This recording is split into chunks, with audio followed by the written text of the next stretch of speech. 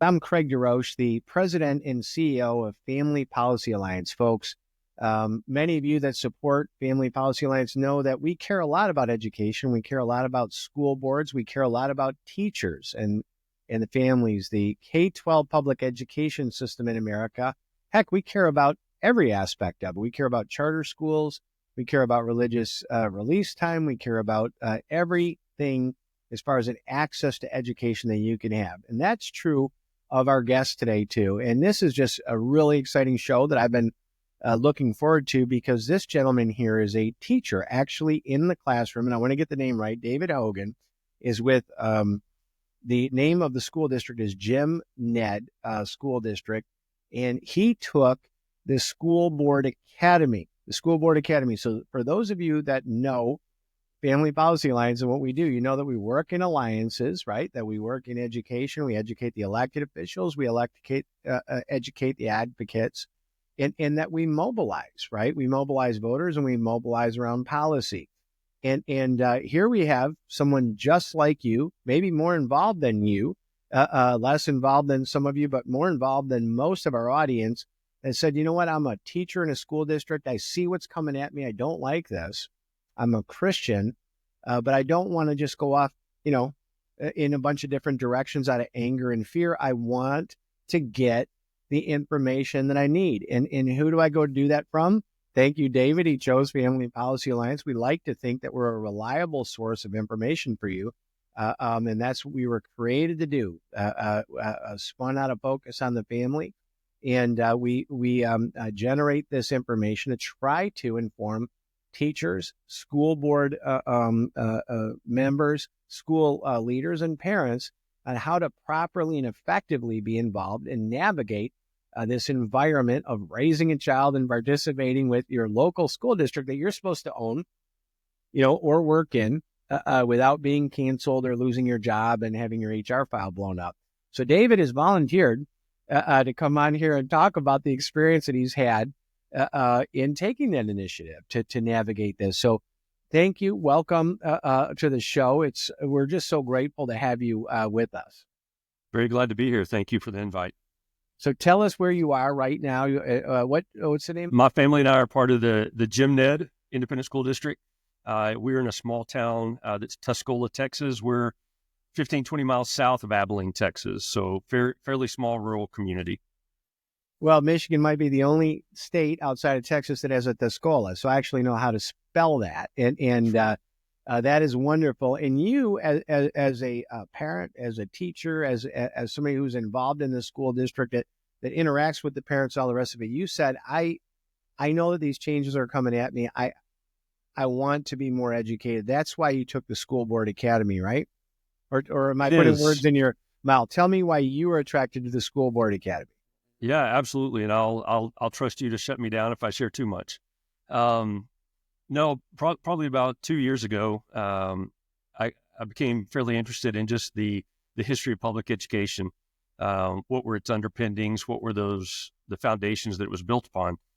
And I spent probably about 2 years looking at a couple of different topics, mainly literacy and the approach to sex ed, human sexuality education, and found myself going all the way back into the 1800s with Robert Owen and John Dewey and Horace Mann and things that I did not know about public education, the field that I practice, the field where I feel like my family and I carry out our calling to the Great Commission. And I didn't know a lot of the foundations. And so the school board that we have here in our community right now is an exceptional board. Our district is exceptional. We're a fairly conservative community. And to answer your question about how I got involved with the School Board Academy, I drafted a document for the school board that my superintendent allowed me to share. It was a fairly lengthy, just a brief on what the history of public education was and were its foundations moral or immoral. And if they were moral, then what we're seeing now is a system that was broken, because what we're seeing coming out of it typically is immoral. Amoral would be good, but immoral is typically what we're seeing. and I can't stress enough, I don't want to get on here and just pump up our district, but we operate in a bubble of blessing. So a lot of the things that I went and researched and looked at right now, we don't deal with. So we're really trying to do our due diligence beforehand. But back to what I was saying about as far as looking at the history of it was, I think it's pretty easy to look at the history of public education and come to the conclusion through the documents that we can find out there that the foundations of public education in the United States, compulsory public education, were not moral. That they did have some intended outcomes that we are now seeing play out in our modern day public education. And that plays a large role in how I view my job, because if I see these things in the educational community and I'm of the mind that I need to fix them, then I find myself trying to fix something that's not broken. Whereas if I see it as something that is operating as a well-oiled functioning machine, very efficiently carrying out its intended outcomes, then I need to take action, not to try to fix something, but try to either safeguard against it or put some policies and actions in place so that when they do come knocking on our district's doorstep, we've done our work beforehand.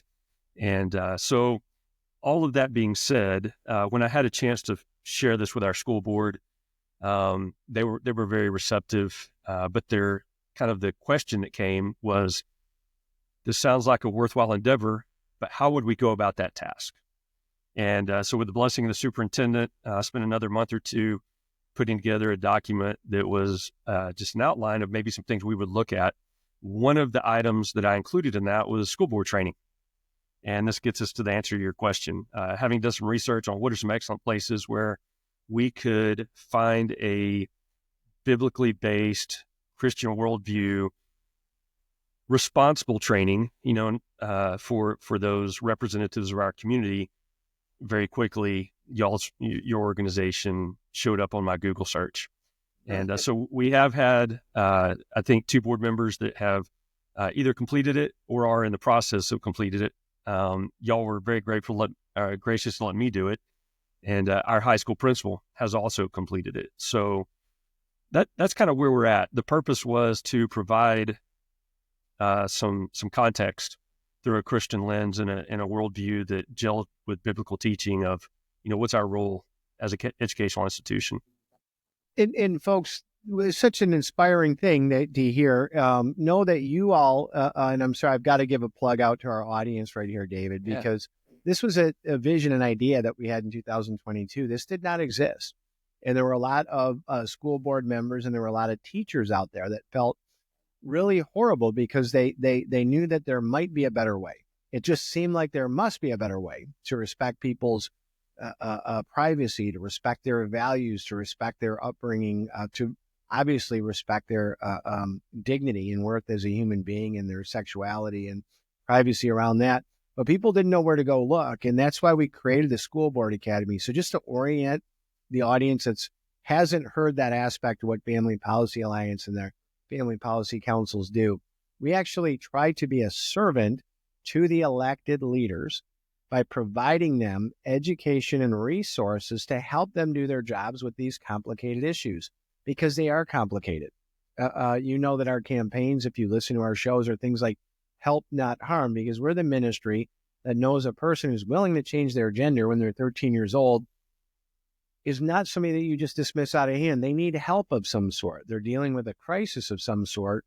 And responsible school leaders know that they need to do more than just say no. They need to understand what's going on. They need to understand the legality of this. They need to understand through the lies that the parents and the textbooks and the curriculum is teaching right now, and to stand up. So that is what the School Board Academy is. So did you take the School Board Academy first, David? Is that you found it and kind of kicked the tires for the others on the school board and the other administrators before they took a look at it?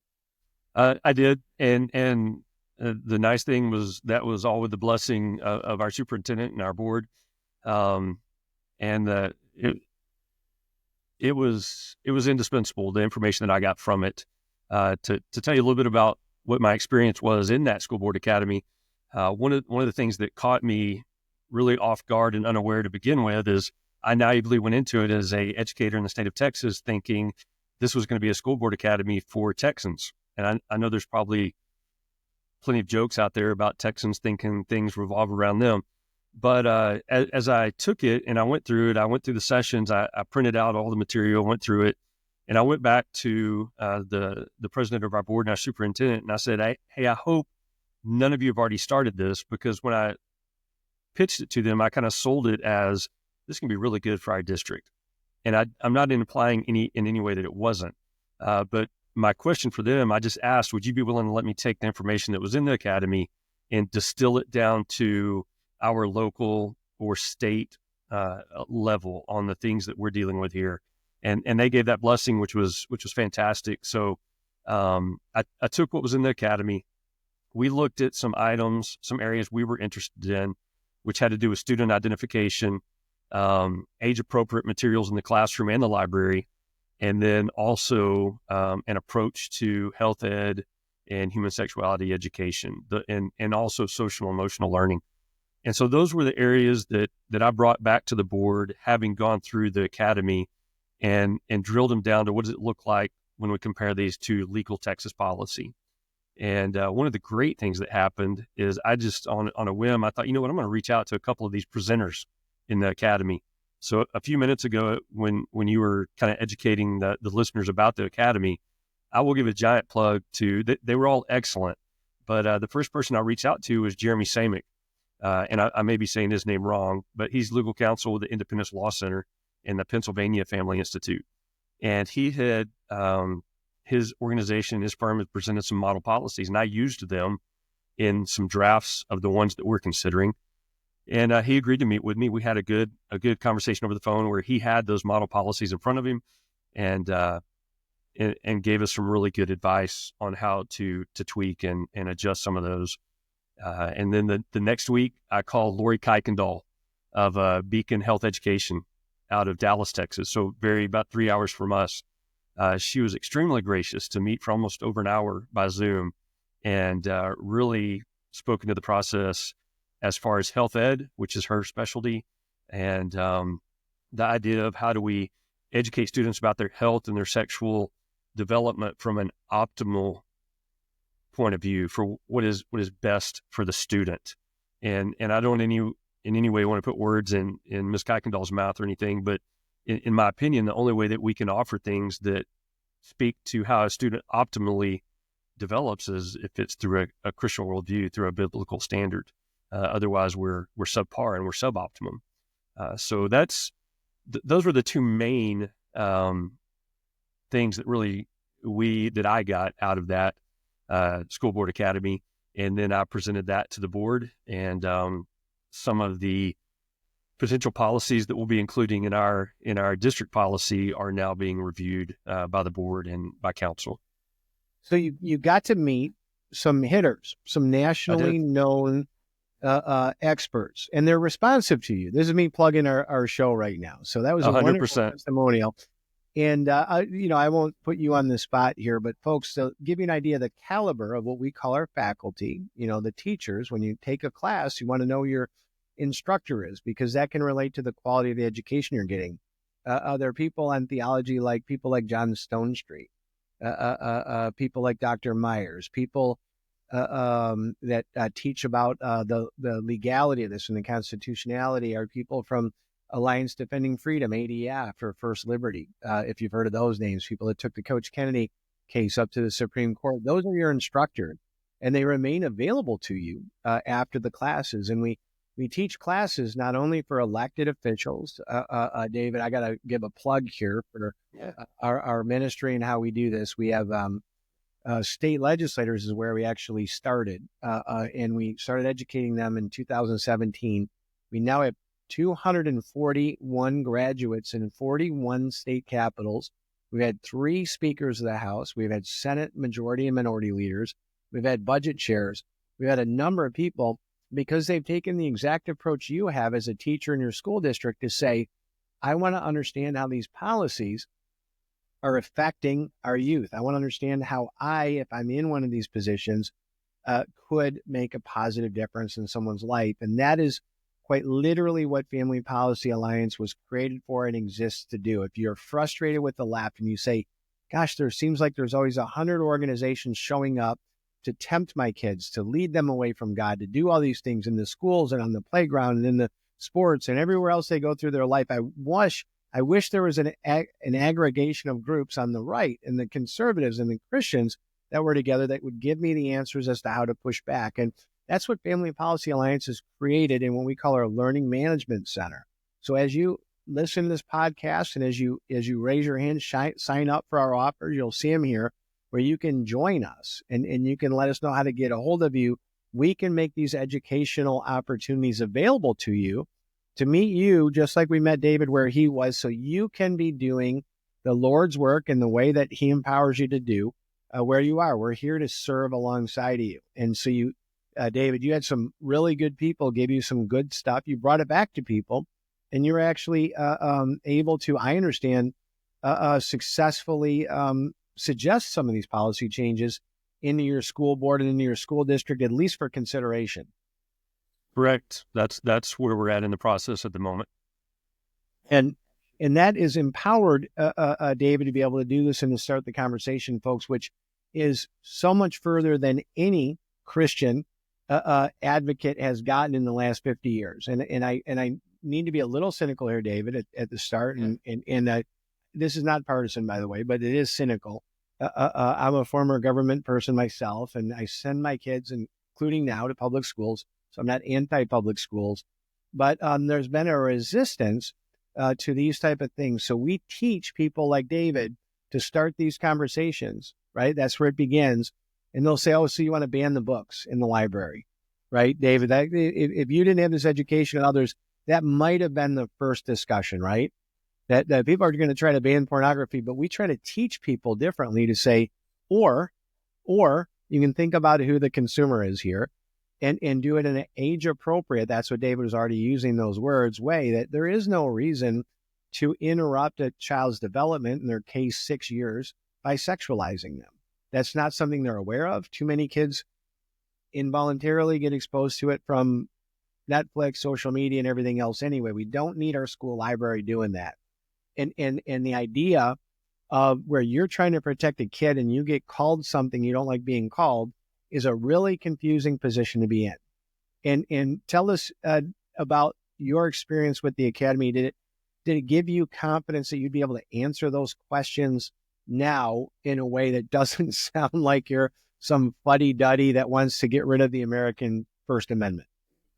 Yeah, absolutely. When I was an administrator for 6 years in the district, and when taking a product or something to the board or anybody that you're presenting to, I really like to have the opportunity to tie that product off with a bow.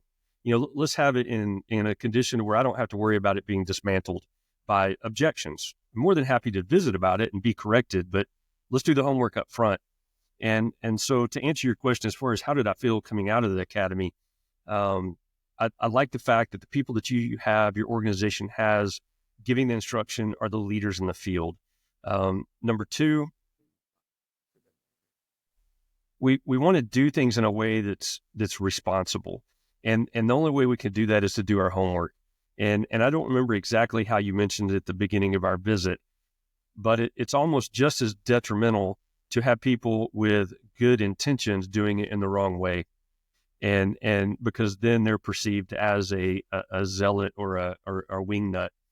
And so what our real goal is to make sure that we're extremely well educated, right? Let's know what our state law says legislatively about public education. And beyond that, let's know what our community expects.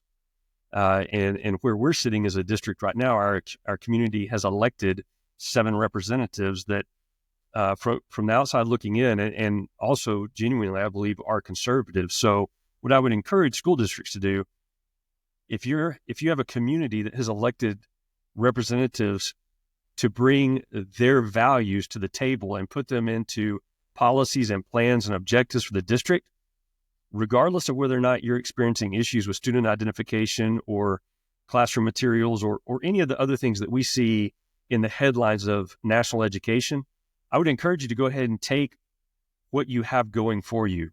And if you have a majority of a board that is willing to consider those types of moves to put things into policy or administrative actions, you need to do that now.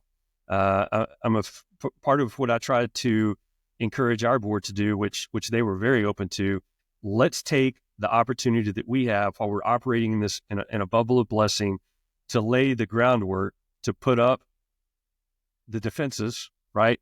But to be on the offensive and put those in place before we're dealing with them. Because regardless of how smart or how well-oiled an institution is, you don't respond well when you're trying to respond for the first time in the middle of a situation. So if anyone's listening, I would encourage you. The School Board Academy was phenomenal. It gave me a ton of information to work with that I could pass along to the good men and women of our board and our superintendent. And they're going through a strategic initiative right now, looking at everything in our district. So this was a perfect timing for them to be able to have that information and roll that in to that strategic planning initiative. It doesn't get to be a better endorsement than that, David. And thank you for coming on and telling us about your experience with the School Board Academy. Folks, I feel just as highly about it. And I'm not a school board member either. I'm a parent. I live in a district where we do have a majority conservative on that school board as well, David. And they're well-intentioned people, and they've made a couple of poor choices, but they did not mean to make those choices. Yeah. When I referred them to this School Board Academy, they were so grateful because it helps them be better at their job and what they're trying to actually do. Folks, conservatives, Christians have not attended to the garden that is our public education school. There's been some weeds that have grown up in there over the last 30, 50, 70 years, and we as parents need to participate. So that's what we try to make it easy for you to do at Family Policy Alliance and Christians Engaged. Christians Engaged, if you have not done this yet, as you're listening to this show, we want you to click on the link and we want you to come over and we want you to vote in every election. I'm not telling you who to vote for. I'm not telling you what issues to vote on. I'm just saying that you are Caesar, that you own this country, you own your state. If you're in Texas, you own your school district and your city. And with those bags of gold or those talents in your hands that the master has given you, what have you done with them? If you voted, we want you to vote in every election. And that way you can help the great teachers, the front lines of education, the Christians that don't discard public schools, and some of us, we compete with them, but others, we go to school, we get certified, we show up and we teach in those schools.